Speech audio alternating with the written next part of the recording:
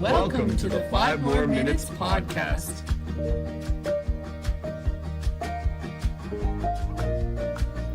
Hi, everybody. Welcome to the podcast. This is the third episode in this series, actually the second one that's interviews and conversations. And today we are talking about the concept of should. And so this is connected to the YouTube video that's called Don't Should on Me at the 5moreminutes.com website.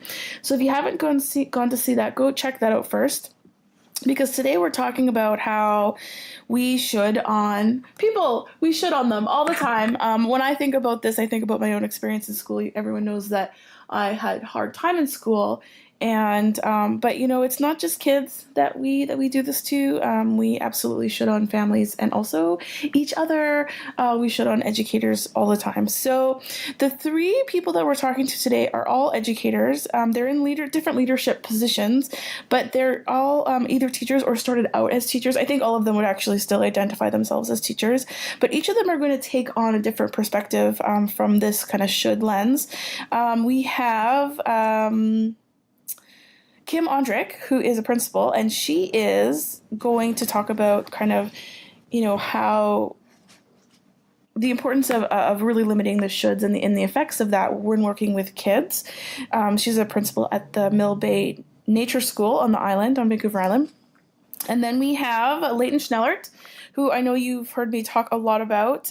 We go way back, and he is a professor at the University of British Columbia and does a lot of work around teacher professional development. So he's going to talk about this through the teacher perspective.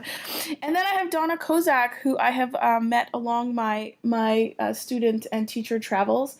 We're PhD students together, and she works in the Central Okanagan School District in Kelowna.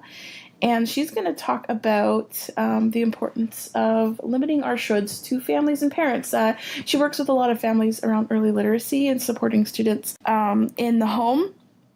So all three of these individuals have experience working with individuals in different capacities. But why I chose these three specifically is because I think all of them have really deep connections working with people who have felt kind of disenfranchised by the educational system, which is what I'm realizing is really connected to, you know, the more that people are should on, the more they're disenfranchised.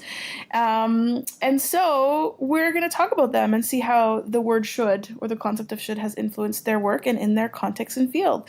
So yeah, I'm excited to share those interviews with you.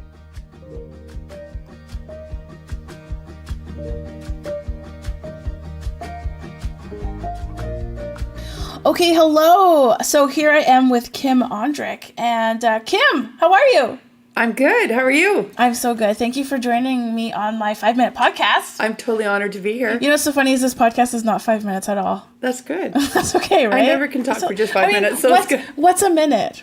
I mean, or 10. Well, let's just redefine language. Okay, and time. So Kim is a principal. What's your school? I'm actually a head learner. That's how I prefer to call it. You know, it's so I'm funny. learning more than the kids every day.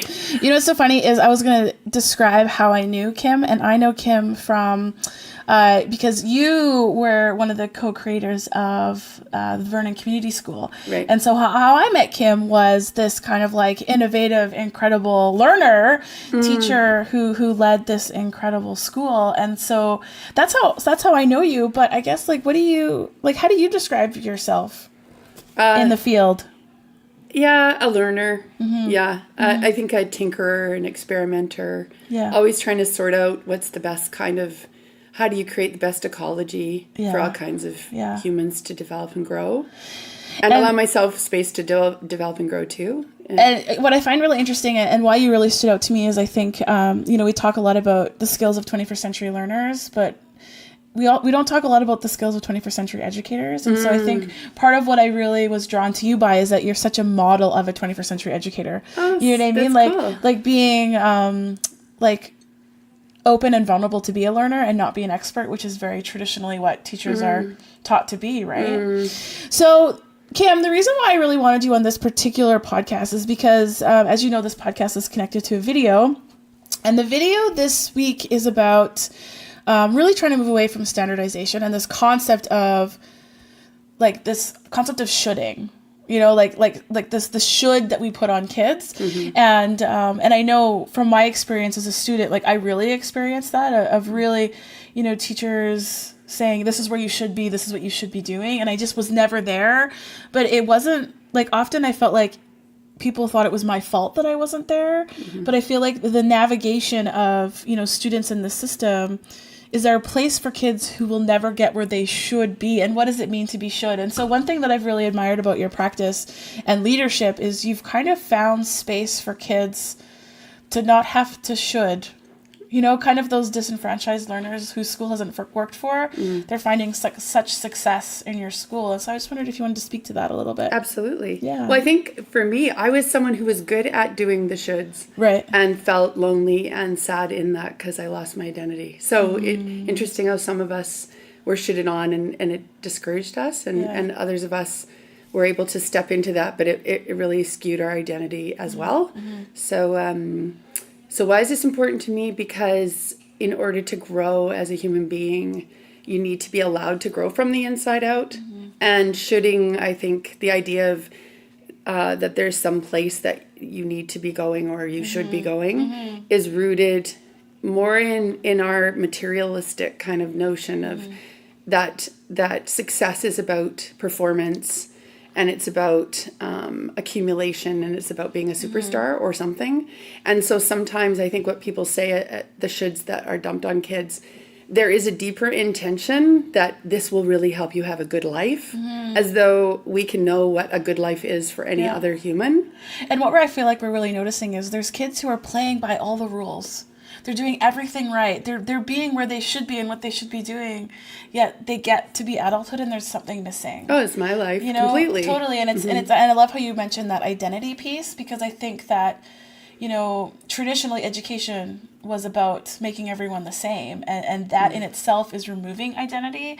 And so what I'm really excited about in education right now is this idea of it's about finding identity, not losing identity. And that's one thing that I've really found in the learners that you work with, for sure. Yeah, and I guess one thing I would say that I've noticed from having my own kids too, and being around kids since I was little because I love children, is the more you impose your will on other people, a couple of things happen. Either people conform and start to want to please you and brush your hair and hang on you, which is annoying, or they have a lot of counter will, which is Gordon Neufeld's notion of pushback. Yeah. And so there isn't.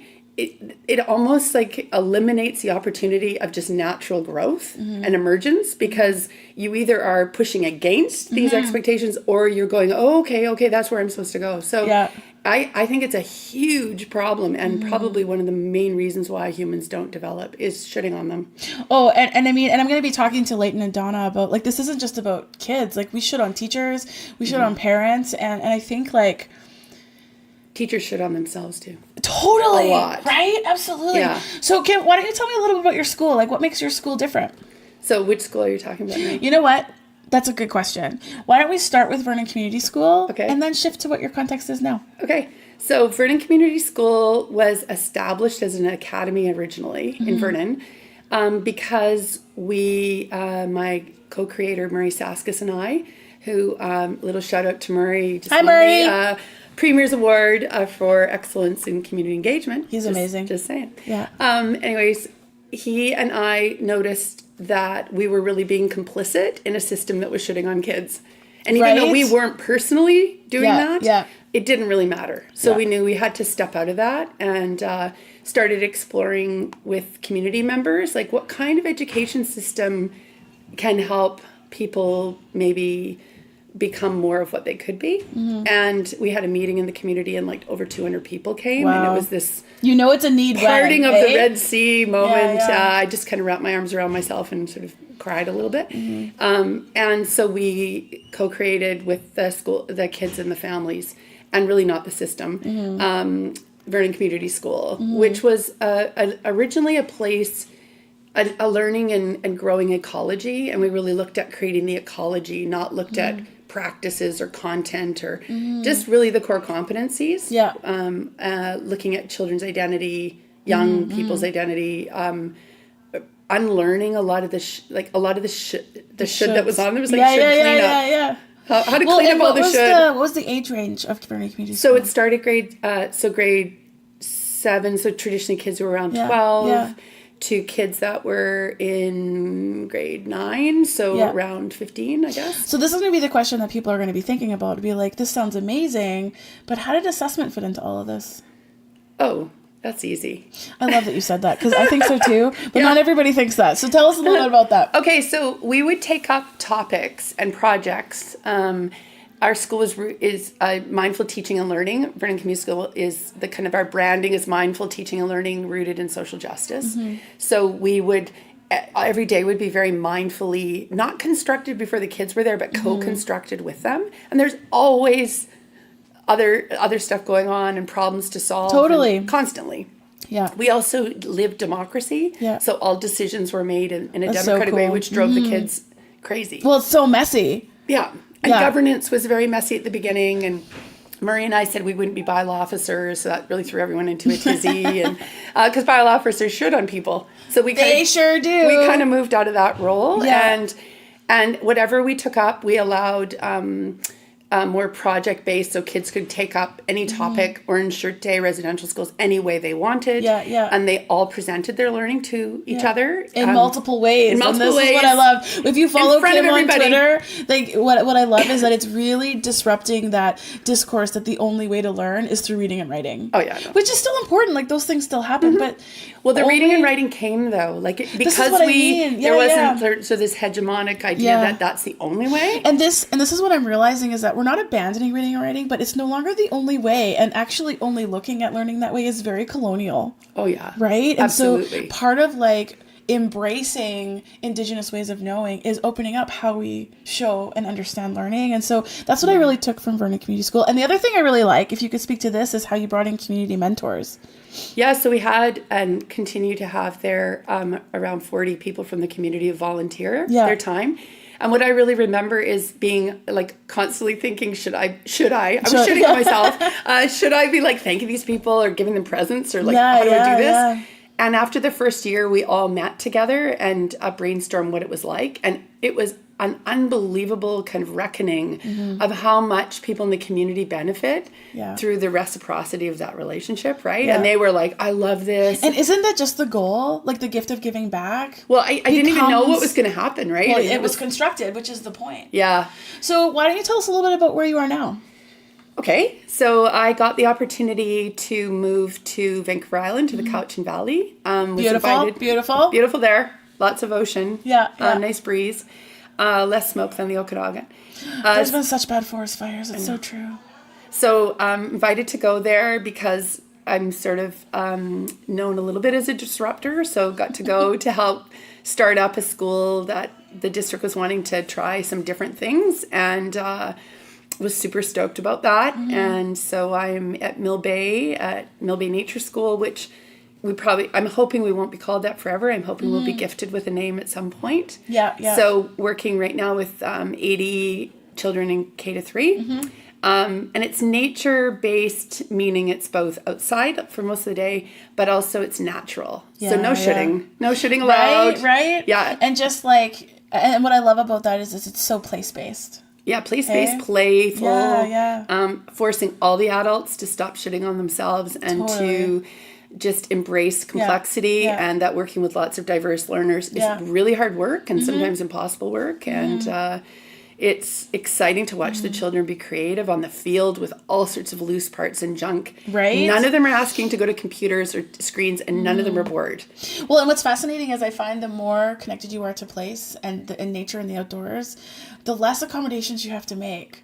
Right? Absolutely. Like kids know how to play outside, and if they don't, they learn very, very quickly. Or the kids who just need the sensory, their sensory needs are being met, right? No, and I think, sometimes we forget that kids in primary grades, they're not miniature high school students. Right. Right? Like that there is a pedagogy of primary that's different than middle school. That's different from intermediate. And I think, even...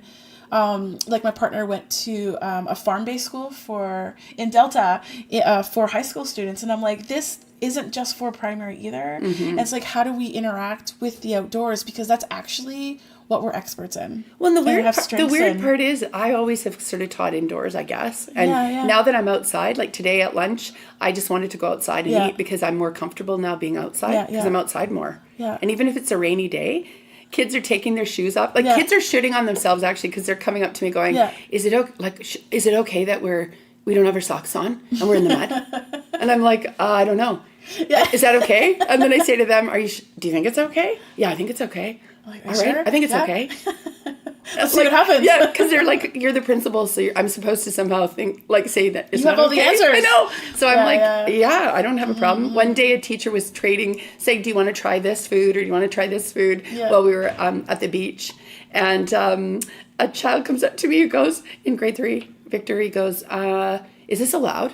Yeah. Should she be doing this? And I said, I don't be doing what? Yeah. Should she be trading food with us? Like, I don't know. Is that allowed? And I said to him, I don't know. Do you think it should be allowed? Yeah. He goes, I think it should be allowed. Okay, let's allow it then. It's so funny, and it shows you like how kids quickly internalize. Well, they quickly learn the game. Oh yeah. Right. And I find as our curriculum is changing, we have this group of kids that are coming up that are like, the game is changing, but I like the game. I like how it's changing. I'm good at the game. I'm good at this game, and you know what? I can learn different ways to play this game.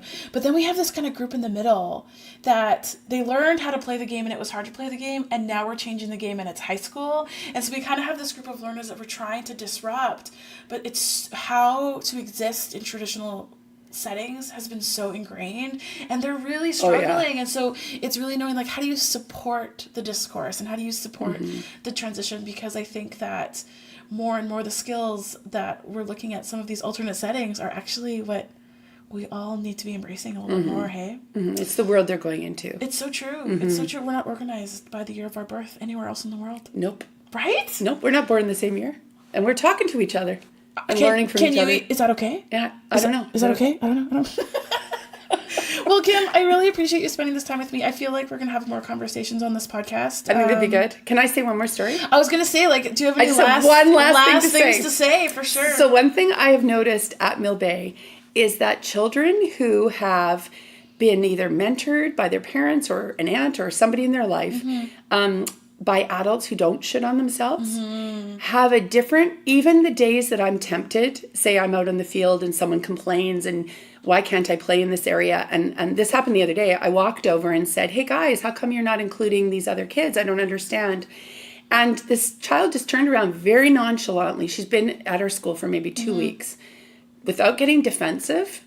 Obviously never been shit on. Looks at me and she goes, I hadn't really thought of it that way. I just saw that we were playing this way. And okay, that makes more sense. I never considered that. Yeah. And that's what my hope would be for all humans, that we could, instead of thinking we're bad, that we didn't notice. Yeah. That you could go, okay, that's a different perspective. I never thought about that. She's 6. And it's not about being wrong. No, exactly. And that is a very different way of thinking. It's non-judgmental. So that's what shitting does, is it creates judgment.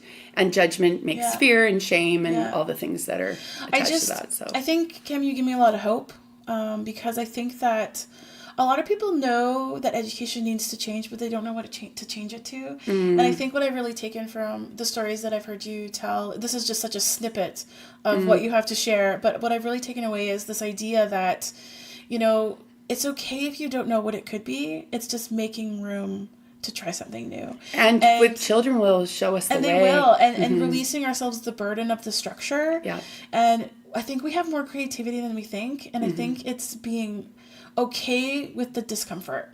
And okay that we don't need to shit on ourselves. Which I know you're going to talk about with others. So true. Well, Kim, thank you. Thank you, Shelley. I appreciate you so much. And I bet people are going to listen to me and be like, get Kim back on here. And I'll be like, okay. Okay, thank you, Kim. Bye.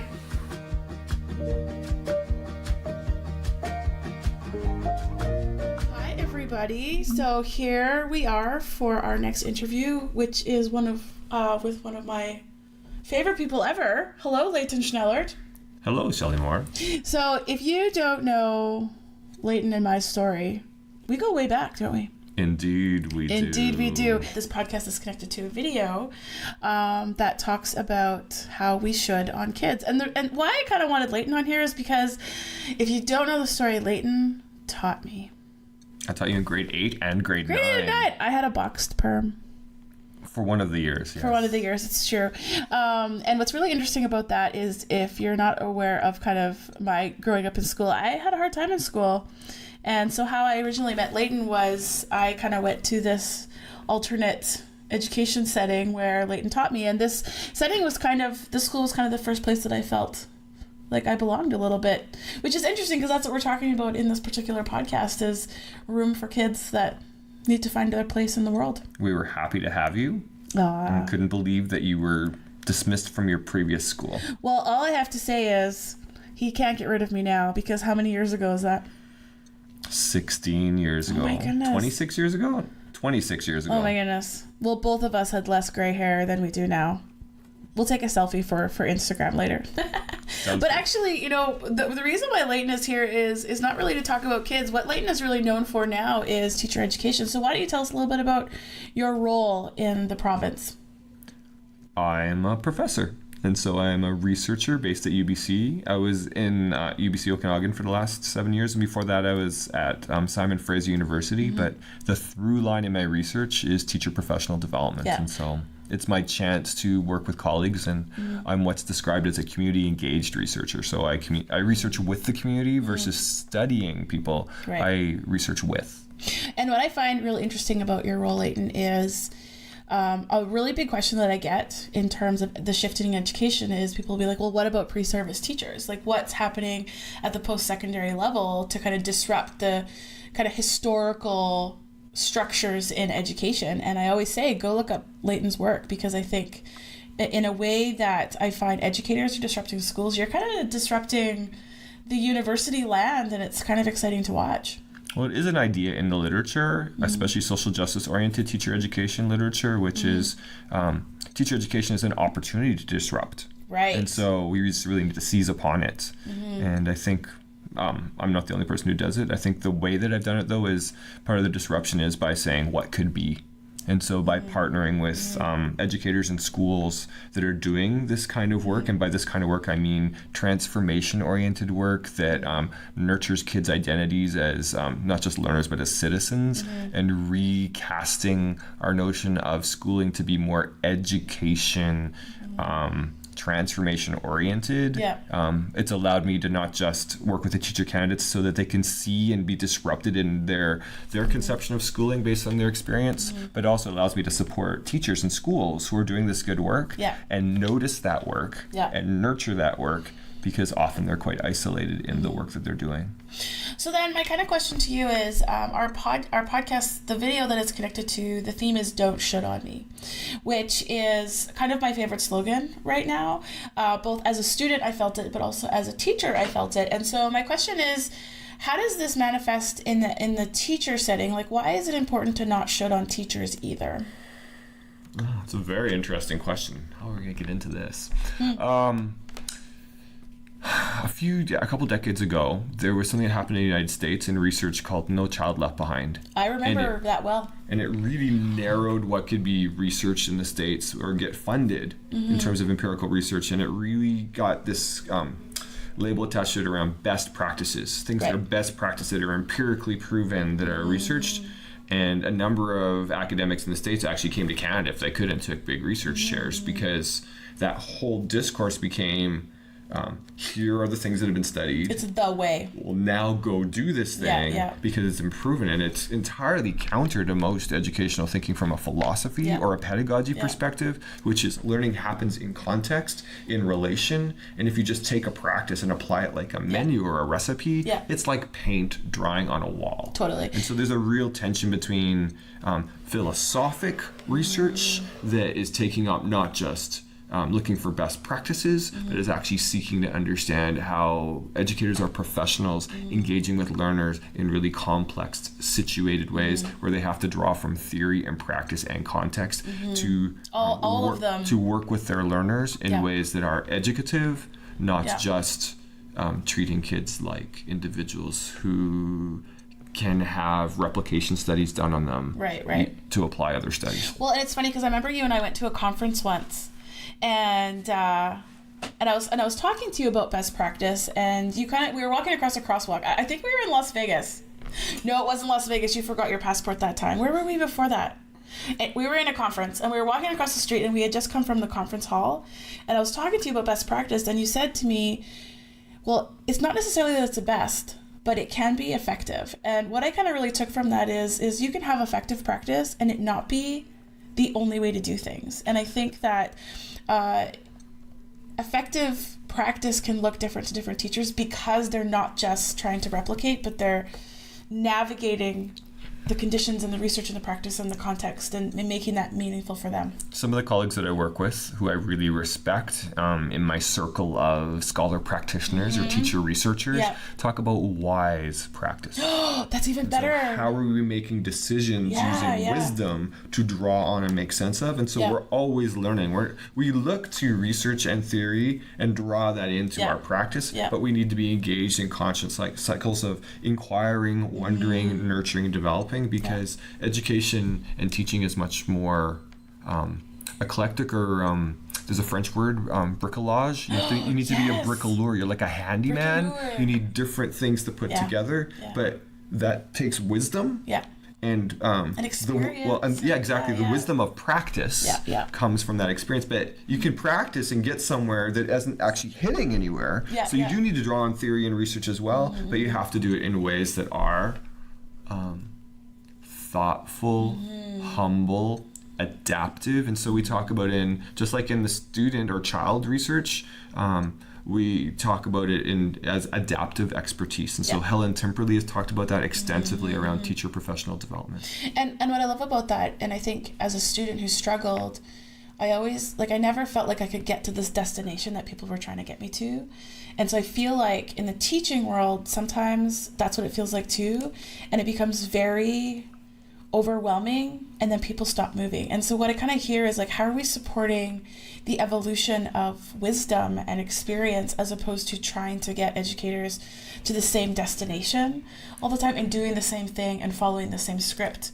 Part of it's how we position educators. Yeah, that's true. If we see them as thinkers and we nurture them as creators and possibilizers, then what's happening is cycles of finding things, making sense of things, always wondering. But if there's a sense of I'm supposed to get to this destination, either you're not going to move past that destination or that destination doesn't make sense. And either you feel guilty or you disengage, or you learn to not trust those things because they can't possibly be true if they're not possible. Totally. And so I guess, thinking about this from like a structure or systemic point of view, like if every teacher is developing themselves in their different ways, honoring their own diversity, how do you...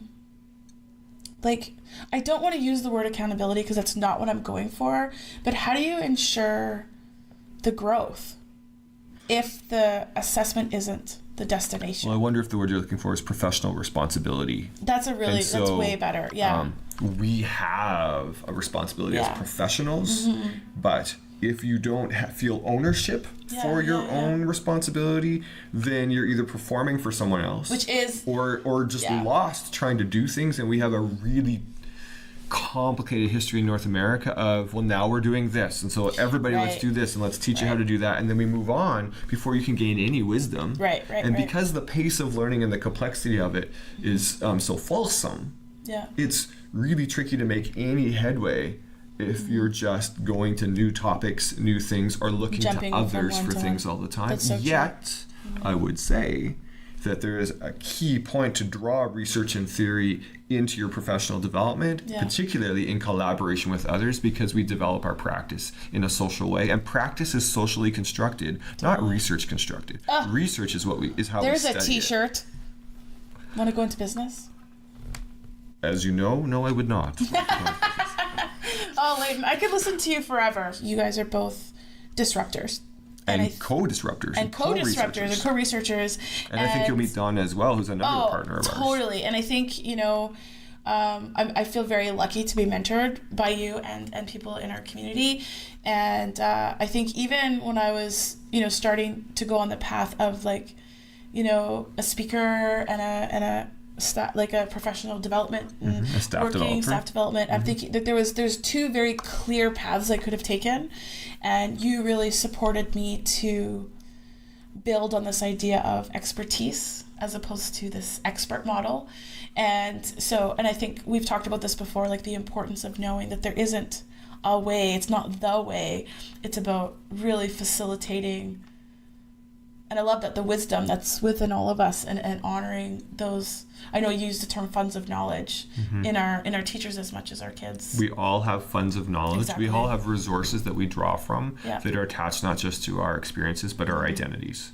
And so when we recognize that we're drawing on different things and that we have different things to offer, not just collaboration, but learning overall becomes not just richer, but more complex. And so we really are, Kim and I love to use ecological metaphors, but we could also use more like a knitting or an afghan or a quilt, like some kind of, what are we making it? It's thicker. It's woven. And, well, it's woven with different fabrics, I think is the key thing too. It's not a synthetic thing produced in a factory. It's something that's made on your own, in your own device or from. I taught you art. From an art perspective, you put in the kiln is the thing you put in the kiln versus let's all make the same thing. And you may not know what comes out at the kiln at the end.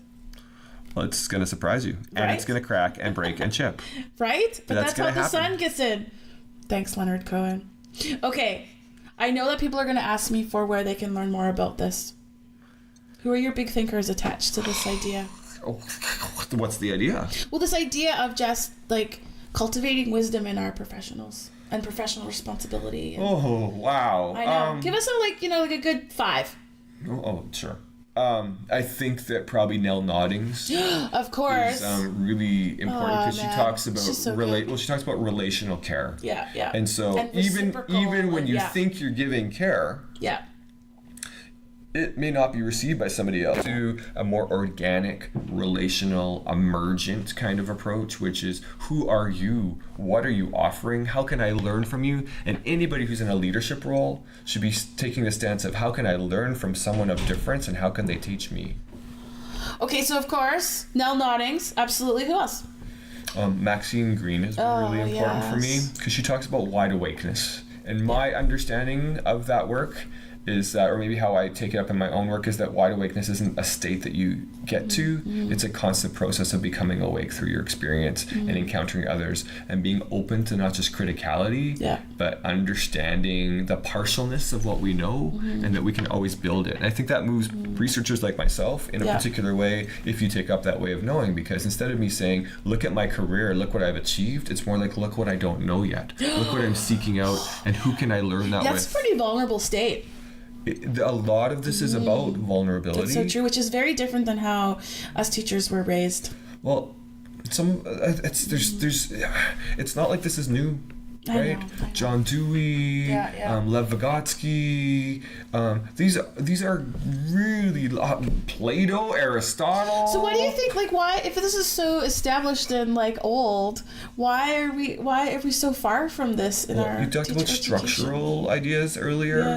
I'd like to challenge the notion of structure. Which is we create a structure to limit something, and then it becomes this notion of best practice or right thing versus moving knowledge forward. I'm less interested in a replication study or a control group. I'm more interested in nurturing every human and every group from where there are to grow something, to contribute uniquely instead of get to the same place. That's like speaking to every parent's heart right now. Well, parents, family members, co-parents like myself, what do we hold deeply in our heart?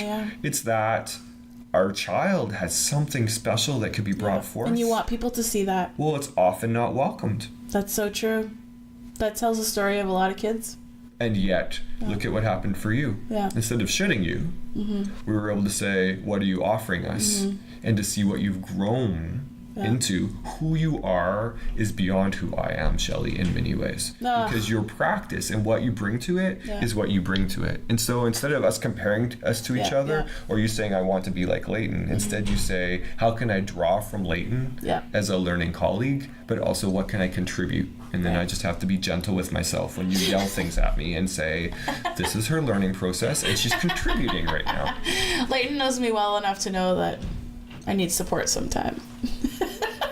You're a passionate human. It's true. Who is always striving to live what you believe. Well, that I think is true, and I think that's a really good note to end our conversation. Want one little shit quote? Yeah. Okay. Or example? Yeah. If our topic is why should we not shit on teachers, Yeah. then I would really like to suggest that some of our most creative, Yeah.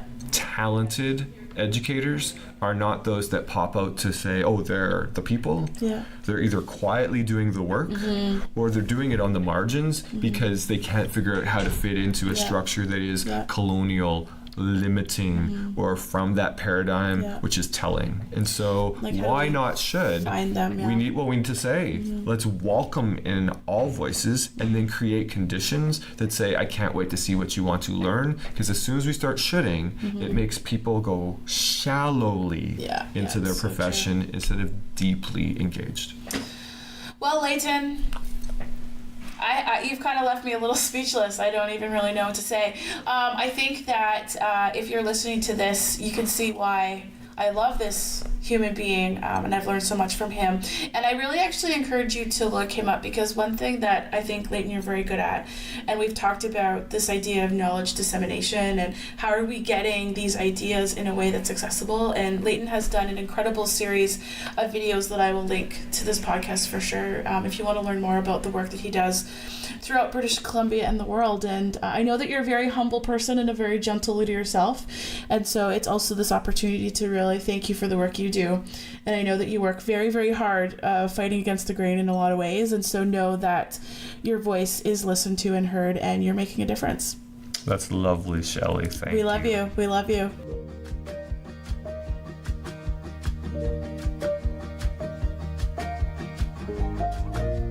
I am here with the last of our interviews, Donna Kozak. Hi, Donna. Hi, Shell. So Donna is actually joining us through Skype. She is in Kelowna. Is it cold there? You know what? It's not too bad. It's overcast. It is so cold here, and we just got a puppy, right? Yes. So I think that she's having a hard time sleeping in the crate all alone because she's cold. And so this is my reason for her to come sleep with me. Why wouldn't she be sleeping in bed with you? Well, exactly what I think. So, we might have to address the crate training schedule. We shall see. Okay. So Donna, before we begin, why don't you tell a little bit about who you are in the world of education? Okay, I've been around a long time in education. This is probably, if I do the math correctly, my 34th year. I started out as a primary teacher and became interested in literacy early on, realizing it was so foundational and critical. That is so true. To who we are and what we do. So I pursued a master's degree at University of Victoria early on in my career, and then was lucky enough to be hired as itinerant resource teacher for children identified as having learning disabilities. Okay. Typically in literacy. Yeah. Did that for a while. Then created a literacy intervention program in middle school for. Is this all in BC? Yeah, this is all in Kelowna. Oh, okay, yeah. For teachers for children who hadn't learned how to read yet. Yeah. Then realized that really the issue wasn't so much with the kids. The issue was with what we were doing with them early on in their careers in school. Yeah. And how we were framing and introducing them to the world of literacy. Yeah. So I've been in early learning since. That's probably 15 years now. Wow. And my passion is around working with teachers and helping them to understand how to create conditions for kids to become literate. And what I love about literacy, especially now, is the changing definition of literacy. Absolutely. And how it's really moved away from just like decoding sounds to like just understanding the world. It makes it so much. It's such a more inclusive definition, because every person I've ever known can read, even if they can't decode. That's right. So this is why I love you. So Donna and I actually, I was trying to think about this last night, because Donna and I, we share a PhD supervisor. But when was the first time we met? I was trying to think back last night. Like, how did we originally meet? Well, it was through our superhuman. Supervisor.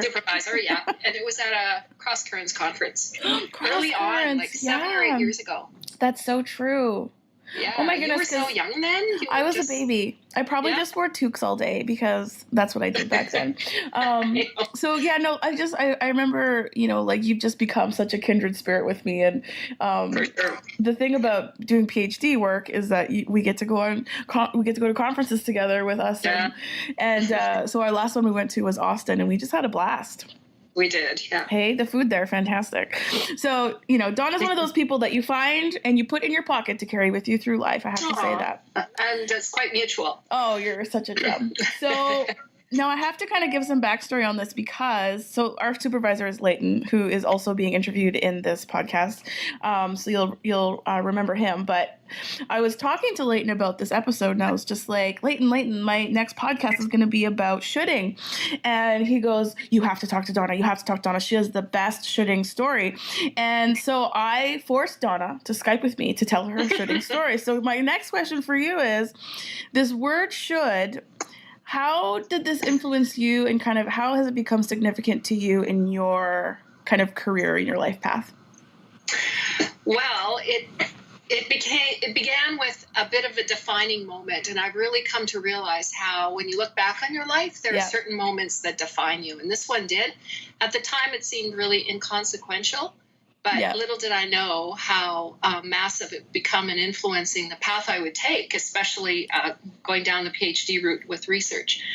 So I, in my role as early learning and literacy coordinator, I developed a curriculum, I guess you could call it, for schools to use around bringing in parents of preschoolers to talk to them about how to get their kids ready for school. Right. So basically it's, this is what you need to do for your child to be ready for kindergarten. This is what we need from you. Like stuff at home? That your child is ready for us. Yeah. Right. So this was the perspective and worldview that I very unconsciously was coming from with the best of intentions. Yeah. So I did many of these presentations, and we created PowerPoints and we created materials so that schools could just plug it in and run with it. Yeah. As opposed to having to recreate it every time. And so there's a bit of a standardized message. So this was basically schools would offer to parents, and parents would come and see this? Yeah. Oh, okay. It's under the auspices of family literacy. Got it. Okay. Family literacy programs. Okay. So it was one evening, and I was doing my spiel and talking to a group of parents, lovely parents. And what we did is we separated the kids. They went off to one space, and we had the parents in the other space. I was rattling off my lecture, I guess, talking to them about what they should be doing in the home to get their kids ready for kindergarten. And I finished and got a round of applause, and then a hand went up, and I always enjoyed questions. Yeah. And this mom, I guess this woman, said to me, well, thank you very much for your very valuable information. I just want to maybe suggest to you that you not use the word should so much when you're talking to us. Whoa. So that really, in the moment, I was a bit taken aback. I thought, oh, I'm being challenged. Yeah, totally. But it stayed with me. It was a defining moment in that it really had me question myself, my identity, my positionality, my role. Yeah. And it made me realize that there is a hidden presumption of power in the word should when we use it. That's so true.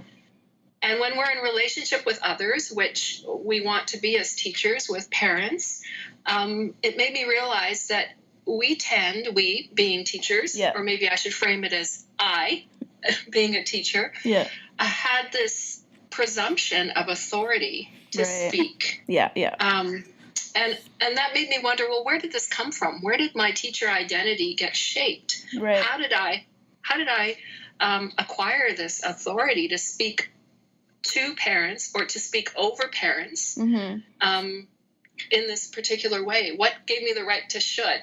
What gave me That's such a good question.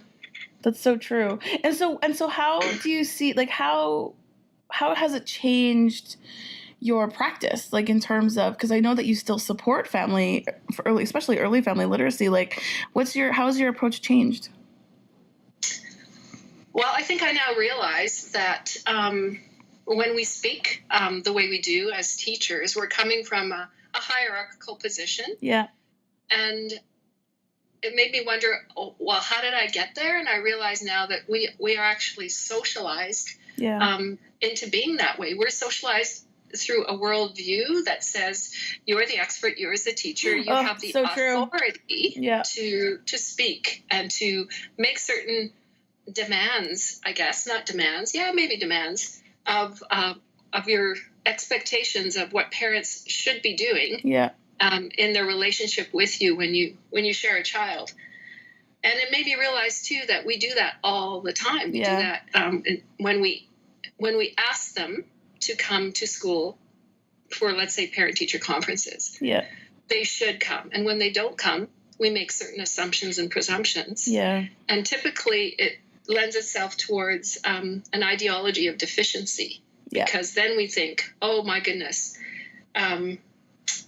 these people aren't measuring up. They're not...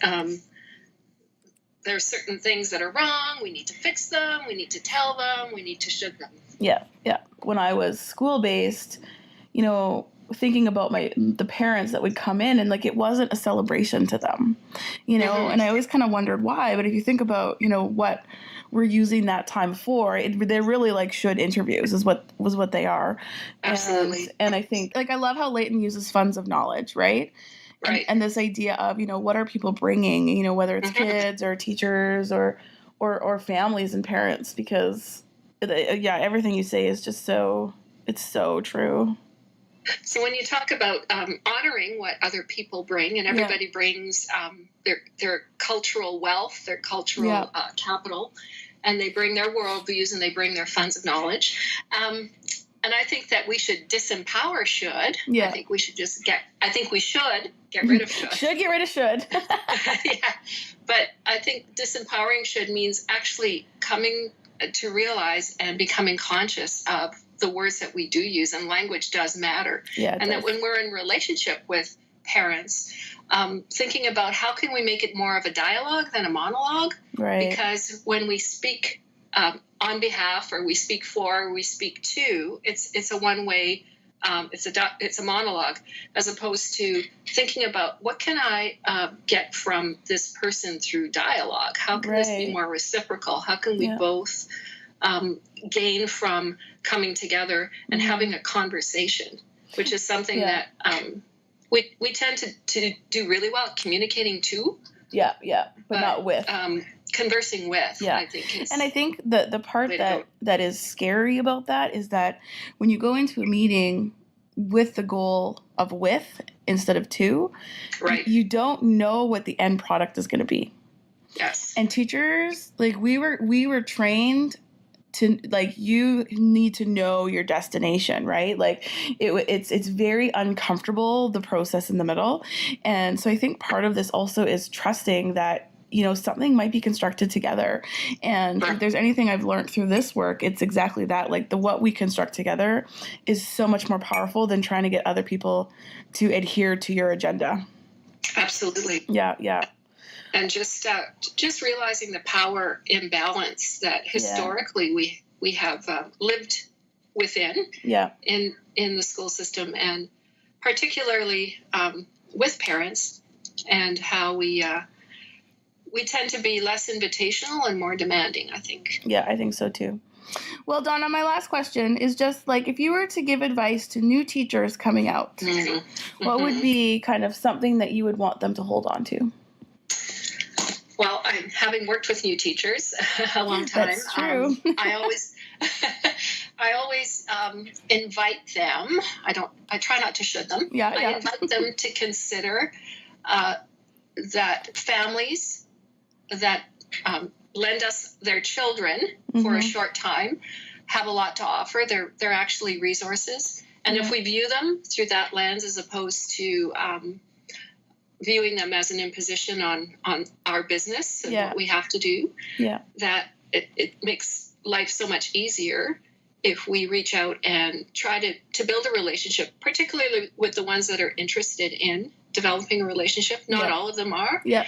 And how we have to differentiate the way that we work with parents, just like we do with kids. Yeah. And that parents come with different needs, and that to be in relationship with them is to understand what those needs are.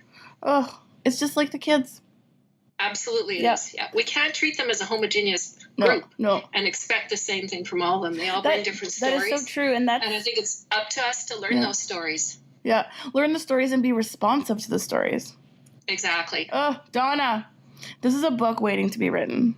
Oh, can I write it with you, shall we? Absolutely, absolutely. Well, it would be interesting though, like, because, there's themes that are coming up in these interviews and all of them are exactly the same. Like, regardless of who our audience is. Mm-hmm. Like it's exactly what you say. It's this power, this hierarchical power. Right. And whether it's kids or parents or teachers, it's about what the theme here is diversity, right? Like it's exactly everyone is diverse and it cannot look the same. And there's been this misunderstanding, especially with this video that's come out, is that the opposite of standardization is just abandoning all goals, right? Which is not what we're talking about here. Like, no, responding to parents and to teachers and to kids can still be like, goal based, but it doesn't have to be standardized. And I think that's been a really big learning for me. And I think it comes down to authoring, because in the word authority is the word authoring. Oh, so true. Or the root is authoring. And how can we author together and be co-authors? Yeah. As opposed to imposing our authorship on others, our authority. Oh, Donna, that's a quote for a meme that's going to be written ASAP. Okay, great. Because that's so good. That's so good. Maybe we can put it on merchandise. You know what? Let's make a t-shirt. I love it. We already have a Don't Shit On Me t-shirt. It's in the shop if anyone's interested. I saw them. They're beautiful. I know, right? I'm definitely going to get a couple. Well, Donna, thank you for spending this time with me this morning. It's an absolute delight and pleasure and honor. And enjoy. It's Remembrance Day long weekend, so spend some time remembering and also take some time for you. Okay. Thanks, Shelley. Thanks so much, Donna. Okay. Talk to you soon. Bye. Okay, bye.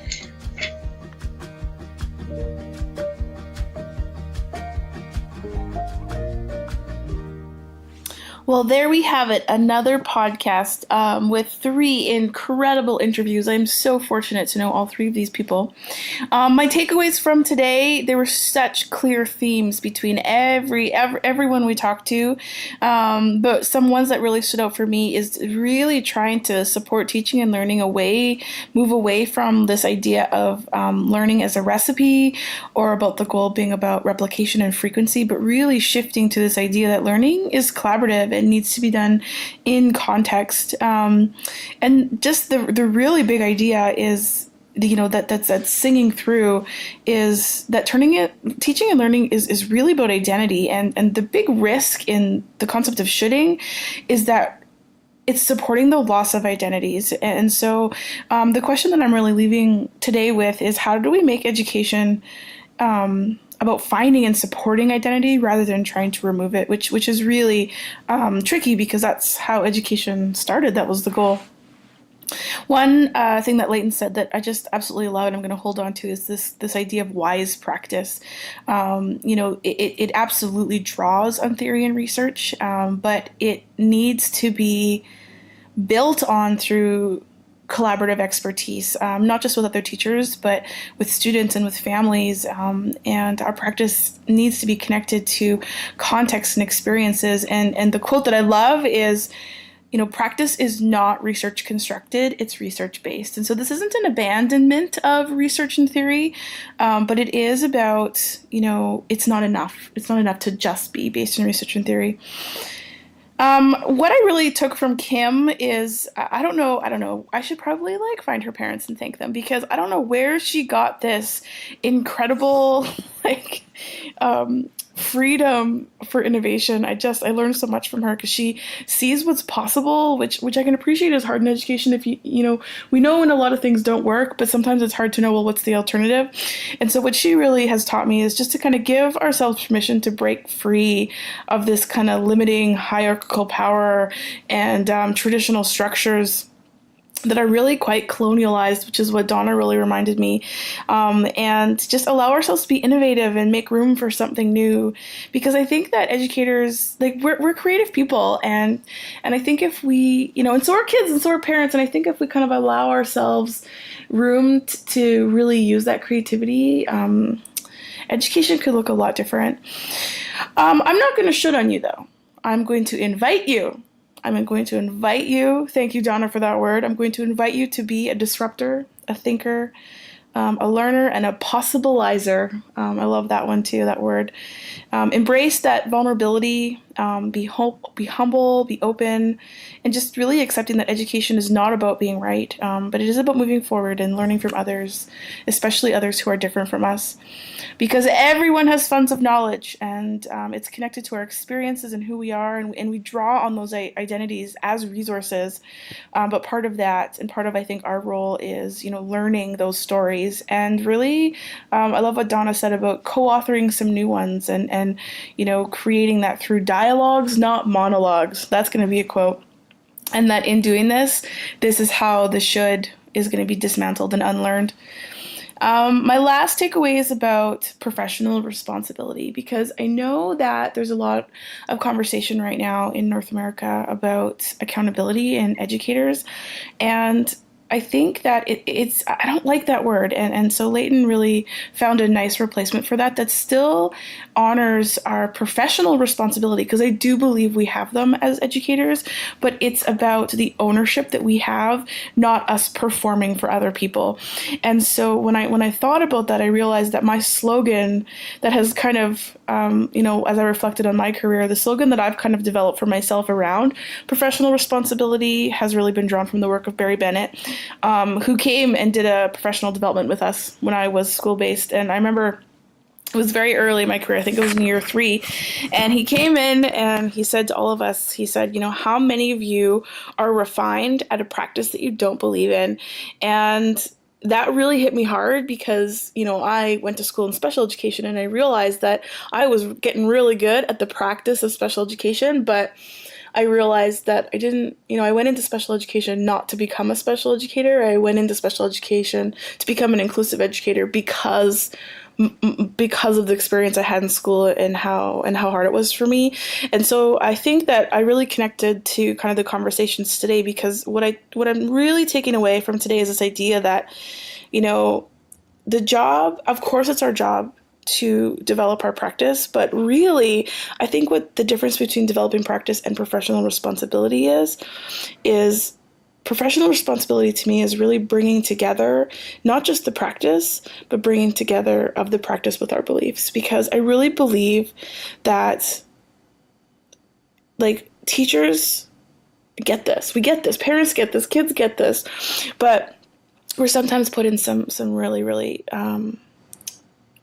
really firm boxes. And so I think that, this is going to look different in different places and to different people, but where can we find room for us to start, pushing some boundaries and becoming that dismantler, because that's how we're going to start to bridge our philosophy and our practice. And so this, to me, has really become my professional responsibility, is what can I do to disrupt some of that discourse. And last but not least, if you are listening to this podcast, whether you are a student, a teacher, whether you are a parent, whether you are a grandparent, an administrator, regardless of your role and your experiences, I know that we are all guilty of doing this to ourselves. And I want just to send, as a last kind of note here, a reminder to be gentle on ourselves and to support ourselves. A reminder that you are enough. And to everyone else who's listening, let's keep that in mind, and let's really support each other by building each other up. Because I think the most shooting that happens is on the internet. And oh my goodness, I think that if there was one wish for social media, that would be it, is just to allow people to be enough. So with that, I will sign off. Let's all remember that our kids are enough, our parents are enough, you are enough, we are enough, and I can't wait to see you next time. So there we have another recorded podcast. Can you even believe it? We were top 10 in education. We were hanging out with Tony Robbins. Like, who would have thought? So keep liking and subscribing. Let's give Tony a little run for his money. You can find 5 more minutes on YouTube and Twitter and all of the places. But our next podcast is going to actually be, so next week is a video strategy, which will be released on YouTube, which will be a strategy connected to this idea of should that we can use in our classrooms or schools. And then the week after that, which is week 4, is another podcast where I get to share stories from you. So last week we had some great stories from a few different individuals, and they're just emails that people have sent me. So if you have a story connected to this month's video and podcast, please send them to me, or even some questions. If you have some questions, because I think that it's okay to have questions, because we're learning, we're figuring things out, and it's messy. So if you do, just send me an email. The email is 5moreminutes@gmail.com. And I'll go through them, and if there's some that are really important to share, and I'll read those out next in week 4. At week 4, I forget the date. It's the last week of November, because it's kind of nice to hear from people all around the world and what this is looking like in different places. So the other part is something that's really, really important to this podcast, not just the podcast, but the video and all of the content, is when we were developing this, my cousin and I, it was very important to us that we keep content free. We do not want teachers or parents paying for any of this. And so we are looking for sponsors to kind of help us with continued content development. We have secured some really great sponsors. And so because we've been getting such great feedback, we really want to keep this going. So if you're interested in that, send me an email. There's different ways that you can support. But if you are a parent or a teacher, do not email me, because I don't want a penny from either of you. I think that way too much money comes out of your pockets already. So if you're an organization, or if you're a school district, or if you are a community organization and you're interested in supporting this for our people who are doing the work in the classrooms and in our homes, send me an email, because I would love to feature you and have you a part of this initiative. So other than that, I think that's it for today. It is also Remembrance Day, so make sure you take some moments to remember our soldiers and our troops, because I think it's really important to remember that history in many ways. So that's what I'm going to go do. We're going to go with a nice little walk, Remembrance Day walk, with my pooches and my wife, and just kind of enjoy this really nice Sunday. So everybody, I will see you next week. Thanks so much for listening.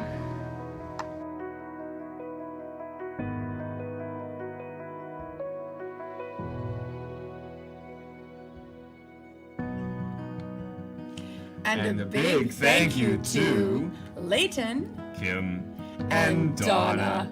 You can find 5 More Minutes on YouTube, Twitter, Facebook, Instagram, and on 5moreminutes.com. Make sure you like and subscribe so you don't miss an episode. See you next time.